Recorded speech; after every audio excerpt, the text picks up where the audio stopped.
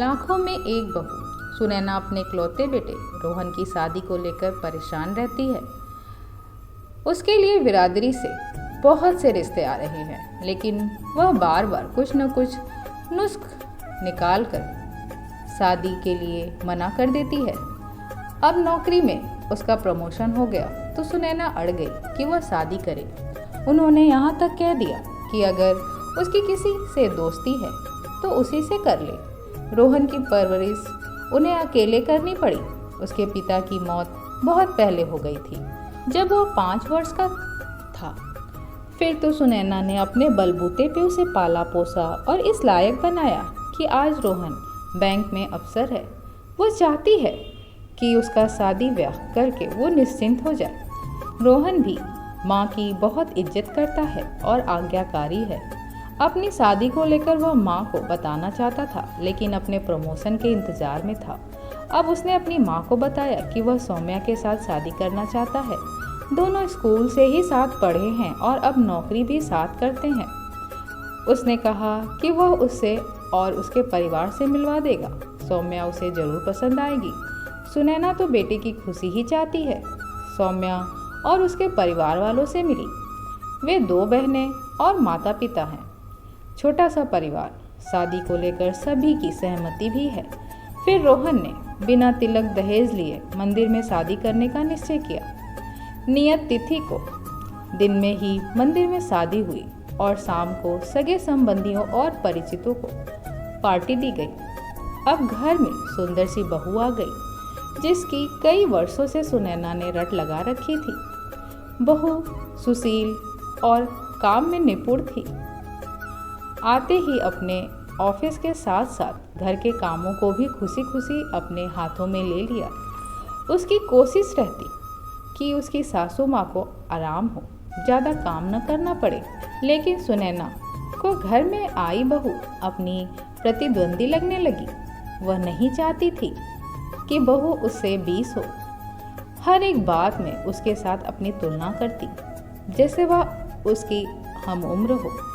उसको हमेशा यह भय लगा रहता कि बहू कहीं रोहन को उससे दूर न कर दे, रोहन उसका गुलाम न बन जाए। वह बहू में कुछ न कुछ नुक्स निकालने की कोशिश करती। लोग अगर बहू की बड़ाई के 4 शब्द कह दे तो सुनैना के तन बदन में आग लग जाती। वह कहने लगती, अरे हमारे समय में तो पूरा घर भरा रहता था। सास ससुर ननद देवर सबकी खुशामद, और सुबह से शाम काम करो, फिर भी हम मस्त रहते। खैर, सौम्या को ये सब बातें सुनने की फुर्सत न थी।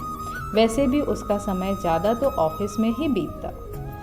वह तो रविवार को भी जल्दी घर का काम खत्म करके नियत समय पर 2 घंटे के लिए निकल जाती। सुनैना के मन में तो चोट था। उसने रोहन से शिकायत करनी शुरू की। रोहन ने एक रविवार को माँ को कहा कि वह तैयार होकर चले, कुछ ज़रूरी काम है। रोहन उनको अपनी स्कूटी पर बैठा कर ले गया। सुनैना अपने को गरीबों की झुग्गी झोपड़ी वाली बस्ती में देखा। सोचने लगी कि यहाँ रोहन को क्या काम आ पड़ी। वह यहाँ किस लिए लेकर आया है, वह पूछना चाह रही थी कि तभी उसकी नज़र मैदान में पेड़ के नीचे बच्चों के साथ बैठी बहू दिखी। जमीन पर दरी बिछी हुई थी। बच्चे सामने 3-4 लाइन में बैठे थे। वह सामने बैठे बच्चों को समझा रही थी। अचानक सौम्या की आंखें सुनैना से मिली। सौम्या को घबराहट हुई। वह तुरंत उठ खड़ी हुई और उनके पास जाकर उनसे पूछा, क्या कुछ खास बात है?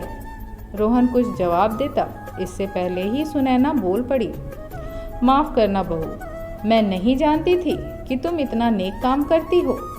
मैं हर एक रविवार को रोहन से शिकायत करती थी। अच्छा हुआ मैंने अपनी आंखों से देख लिया। सचमुच मेरी बहू तो लाखों में एक है। मेरी भी गलती है। आपको बताकर आना चाहिए था। तो आप क्यों शक करती?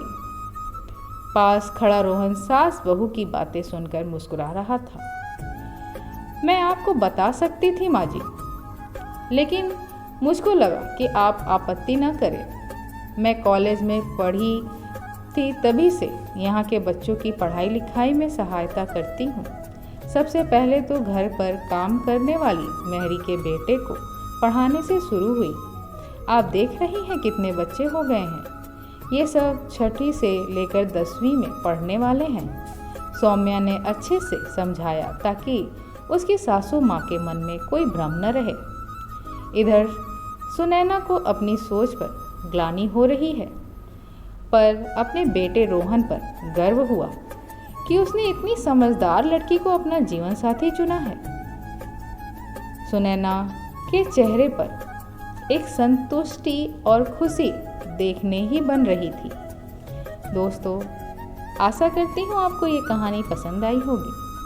पसंद आई तो वीडियो को लाइक करें, शेयर करें और चैनल को सब्सक्राइब करें।